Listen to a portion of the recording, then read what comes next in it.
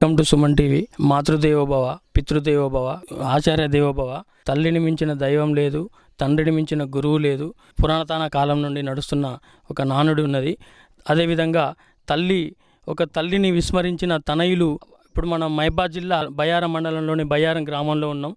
తల్లికి సేవ చేసే గుణం లేని కొడుకులు ఉన్నాయి. ఇప్పుడు మనం బయ్యారంలో అన్ని తానై ముందుండి నడిపించి కర్మకాండలకు అన్నిటికీ వాళ్ళ కూతురు పద్మగారు ఇక్కడ కొడుకు పాత్ర ఉన్నారు. కావున ఇవన్నీ మనం వారి వివరాన్ని వారిని అడిగి తెలుసుకుందాం. సంవత్సరాల క్రితం ఆమెకు ఆరోగ్యం దెబ్బతిన్నది, వండుకోలేకపోయింది, చేత కాకుండా అయింది. వాళ్ళం కొడుకులను పిలిపించి ఇట్లా చేత కాకుండా అయింది కదా, ఆరోగ్యం సుస్థ అయింది కదా అని అడిగినాం. అడిగితే మేము చెయ్యలేము, మేము తీసుకుపోయి నువ్వు చేసుకో ఒప్పుకుంటే అన్నారు. సరే కన్న తల్లి కదా, ఇడిచిపెట్టిపోతే బాగోదు కదా అని తీసుకుపోయినా నేను. ఆ తీసుకుపోయిన కానుంచి ఆమెకు ఎప్పుడు ఆరోగ్యం కుదురుకోలే. ఆమెకు పెద్ద ఆపరేషన్లు అయినాయి, 1-2 ఆపరేషన్లు అయినాయి. ఆపరేషన్లు అయిన తర్వాత కూడా చెప్తానే ఉన్నా, ఆపరేషన్లు అవుతానాయి, చేపిస్తానా, ఇట్లా డబ్బులు పెట్టుకుంటానన్నా. ఆయన ఎవరు పట్టించుకోలే. ఇక కొడుకులు, చిన్న కొడుకు చాలా ఏళ్ళ కిందనే దూరం అయిపోయాడు. ఒక పెద్ద కొడుకు దగ్గర ఉండేది, 10 సంవత్సరాల దానిక దగ్గర ఉన్నాడు పెద్ద కొడుకు, అతను కూడా దూరం అయిపోయాడు. దూరం అయిపోయాక ఇట్లనే ఊర్లో అందరికీ కబురు పంపుతూనే ఉన్నా నేను, ఎవరు పట్టించుకోలే. మొన్న ఒక 20 రోజుల క్రితం కాలు ఇరిగింది, కింద పడింది. కాలు ఇరిగితే హైదరాబాద్ తీసుకుపోయి ఆపరేషన్ చేయించిన. ఆపరేషన్ సక్సెస్ అయింది. అయిన తర్వాత అనుకోకుండా గుండెపోటు వచ్చింది. గుండెపోటులో మొన్న శుక్రవారం నాడు 26వ తారీఖు నైట్ 7 గంటలకు చనిపోయింది.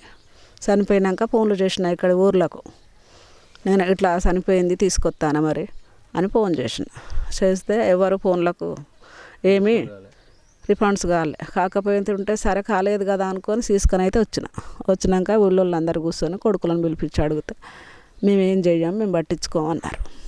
మరి నువ్వేం చేస్తావు చేయమని ఊళ్ళో పెద్ద మనుషులు అడిగాను. వాళ్ళు ఏం చేయని దానికి నేను 10 సంవత్సరాల కాంచి చదువుకున్నా, నేనే పారేసుకుంటా అని చెప్తే అందరు కూడా సరే మంచిదమ్మా, నీకు జాదిన కూడా నువ్వు తీర్పుకుంటానంటాను, సరే నువ్వే పారేసుకోమని అందరూ ఒప్పుకున్నారు. వాళ్ళు ఎవరన్నా కుండ పెడతానని చూస్తే ఎవరు కుండ కాకుండా నేనే పట్టుకుంటా కుండ. మరిగా ఒట్టిగానైతే పారేయలేము, పెద్ద మనిషిని, నేనే కుండ పట్టుకుంటానని నేనే కుండ పెట్టి పారేసుకున్నా. మరి ఏమన్నా ఆస్తి గొడవలు ఉన్నాయా, లేకుంటే ఆస్తి పంపకాల గొడవలు ఉన్నాయా, లేకుంటే ఎలా ఉన్నాయి? చూస్తానికి కూడా మీరు పేదవారి లెక్కన కనిపిస్తున్నారు. ఆస్తి కొంచెం ఉంటే అప్పుడే ఎవరిది వాళ్ళకి ఇచ్చిండ్రు. ఆ కొడుకు ఇచ్చే కాడికి ఆ కొడుకు ఇచ్చింది, ఈ కొడుకు ఇచ్చే కాడికి ఈ కొడుకు ఇచ్చింది. ఆ రోజుల్లో చిన్నతనంలో పెళ్లి చేసిగా కూడా నాకు ఒక 20 గుంటల భూమి ఇస్తే నేను అమ్ముకొని వెళ్ళిపోయినా. ఇక ఏం లేదు భూమి. ఆమెకు ఒక 20 గుంటలు ఇస్తే అమ్ముకున్నది. ఆమెకు ఆ రోజుల్లో ఒక 15,000 వచ్చినాయి. 15,000కు ఒక 30,000కు గాను వడ్డీకి చేసినాం. ఆ కొడుకులకు కూడా తెలుసు. ఆ 30,000 రూపాయలకు ఆమెకు నొప్పి లేచినప్పుడు ఆపరేషన్ చేయించి ఆ పైసలు కూడా పెట్టేసిన నేను.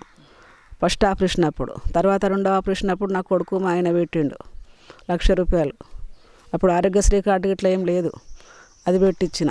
ఇప్పుడు ఒక కాలుకు ఆరోగ్యశ్రీ కార్డుతోటి ఆపరేషన్ చేయించిన, అంతే. చేయించినందుకు ఇప్పుడు దక్కకుండా అయింది. ఇక వాళ్ళు నేను తీసుకుపోయిన కానుంచి వాళ్ళు ఇక అసలు ఎవరు పట్టించుకోలేదు.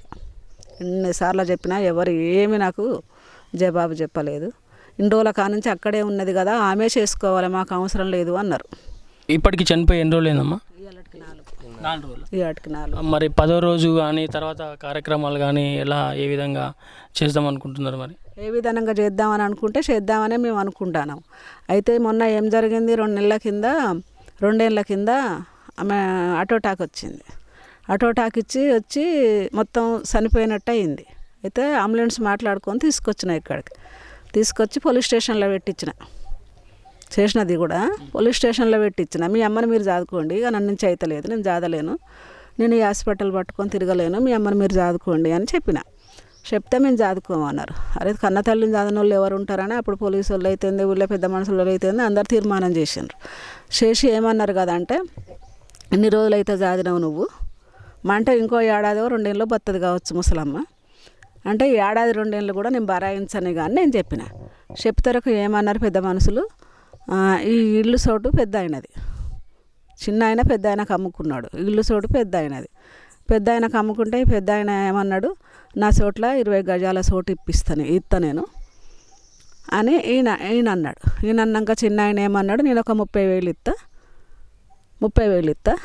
ఈ 30,000 20 గజాల చోటు ఆమె చనిపోయిందనుక ఉంచుకో, ఇక చనిపోయిన నాడు తీసుకొచ్చి మాకు ఒప్పచెప్పు, మేము అంత్యక్రియలు చేసుకుంటాం, నీ పైసలు నీకు ఇచ్చేస్తాం, దాని మీద ఏం లేదు, నువ్వు అమ్మతో కష్టపడ్డందుకు అని చెప్పి తోలిండ్రు. సరే అని నేను అట్లనే పోయినందుకు ఇప్పుడు అట్లనే చెప్పిండ్రు కదా అని ఇప్పుడు నేను పట్టుకొని వచ్చే వరకు ఇప్పుడు అసలు దేనికి వాళ్ళుగా ముందు నడవలే. ఇప్పుడు ఆ చిన్న ఆయన ఒప్పుకున్న 30,000 మీకు ఇచ్చాడండి? ఆయన 30,000 ఒక పెద్ద మనిషికి ఇచ్చిండు. చిన్న ఆయన 30,000 పెద్ద మనిషి కాడున్న ఇచ్చిండు. ఇక పెద్ద ఆయన 20 గజాల చోటు ఉంది కదా, 20 గజాల చోటుకు 60,000 వస్తాయట. 60,000 వస్తే నాకు ఆడ ఇప్పుడు లేవు, నువ్వు ముందు నడుచుకున్నావు, నువ్వు చేసుకుంటాను, నీ 20 గజాల చోటుకు నేను పైసలు ఇస్తానని ఆయన ఇప్పుడు వచ్చి పెద్ద మనిషి ద్వారా 30,000 చేతిలో పెట్టి 30,000 తర్వాత ఇస్తా అనుకుంటా ఆయన పోయిండు. చెప్పండి సార్, ఈ పద్మమ్మ గారికి మీరు ఏమవుతారు? మీరు? ఆమె నా భార్య అయింది. నా పేరు సంకపల్లి భూపాల్ రెడ్డి, మాది మేడపల్లి, ఇది నర్సంపేట దగ్గర మేడపల్లి, నల్లవేలు మండలు. ఇదే ఇట్లనే జరుగుతుంది. పోయిన సంవత్సరం ముసలామె హార్ట్ అటాక్ వచ్చి బాగా ఆగం చేసింది. అప్పుడే కారు తీసుకొచ్చి హైదరాబాద్ తీసుకుపోయాను. మా అమ్మాయి ఉంది, మా బిడ్డ హాస్పిటల్ అంటే వార్డెన్ ఆమె. అయితే ఏమన్నా నాన్న, నేను మన దగ్గర అందుబాటులో హాస్పిటల్ ఉంది కదా తీసుకురా నాన్న అంటే మొత్తం చూసిందంతా మా బిడ్డే. ఇక అప్పుడు ఎంత ఖర్చు అయినా కూడా దాదాపు ఎంత 2-3 లక్షలు అయినా, 2 అయితే మా బిడ్డ పెట్టుకున్నది. ఇక అమ్మమ్మ కదా చిన్నప్పుడు దాని పిల్లలు ఇది చూసుకున్నది. ఇప్పుడు దానికి ఏదైనా కూడా ఆమె చూసుకుంటుంది. మొన్న కూడా ఇది 2 నెలల కింద సడన్గా సాయంత్రం ఉదయం ఈమె బయటికి పోయిందంట. ఇక మంచం మీకు కింద పడి తొంటి ఇరిగిన తర్వాత నాకు ఫోన్ చేస్తే, మరి ఎట్లా నేను దూరం ఉన్నా కదా అని అంటే, మా కొడుకు ఫోన్ చేస్తే బిడ్డను కొడుకు ఇద్దరు కలిసి వచ్చి అమ్మమ్మను కార్లో తీసుకొని హైదరాబాద్ పోయి హాస్పిటల్లో జాయిన్ చేసి దీనికి ఒక రాడ్ వేయించారు 3 లక్షలు పట్టి. ఇక ఆరోగ్యశ్రీ కింద ఇక వాళ్ళు నాన్నకి ఇంత అయింది అంటే, ఎంత అయితే బిడ్డ చేయించని నేను చెప్పిన. ఇప్పటికీ ప్రతి ఖర్చు కూడా మా బిడ్డ భరించింది. తాత మీ పేరేం పేరు తాత? సోమిరెడ్డి. ఇటీవల మీ ఇంటి పక్కన ఒడిదల వెంకటమ్మ గారు చనిపోయారు కదా, వాళ్ళ తలగొరికి కూతురు పెట్టిందని తెలిసింది. అది ఎందుకు కొడుకులుండగా కూడా బిడ్డ ఎందుకు పెట్టిందని మీకు ఏమైనా తెలుసా తాత? బిడ్డతోనే పోయింది, బిడ్డే సాదుకుంది, బిడ్డే తలగొరి పెట్టింది. మా అమ్మ పోయింది, మమ్మల్ని విడిచిపెట్టిపోయింది కాబట్టి మా దారి మేము పోతామని ఎవరి దారి వాళ్ళే వెళ్ళిపోయారు వాళ్ళు, అంతే. అంటే వీళ్ళు కొడుకులకు ఎవరైనా చెప్పారు తాత, పెద్ద మనుషులు కానీ ఎవరైనా?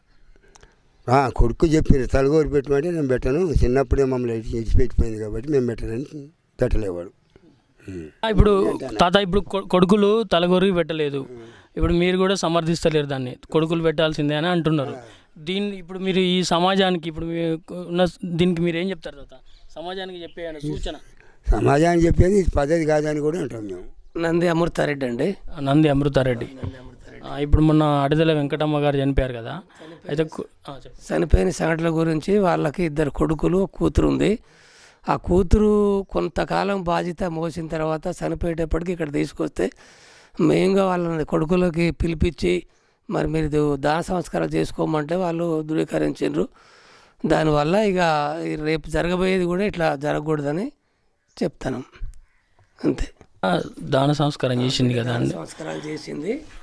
వాళ్ళకి ఏమన్నా ఆస్తి గొడవలు కానీ ఏమైనా ఉన్నాయా? ఆస్తి గొడవలు ఏం పెద్దగా ఏం లేవు. ఆస్తి గొడవలు సరే, వాళ్ళు ఏంటంటే వాళ్ళ బాధ్యతగా చేసుకోలేదు, అది గతంలో ఎప్పుడూ పోయింది ఆస్తి గొడవలు. ఇప్పుడైతే ఏం లేవు, ఇప్పుడు వాళ్ళు పంపుకునేవి కూడా ఏం లేవు.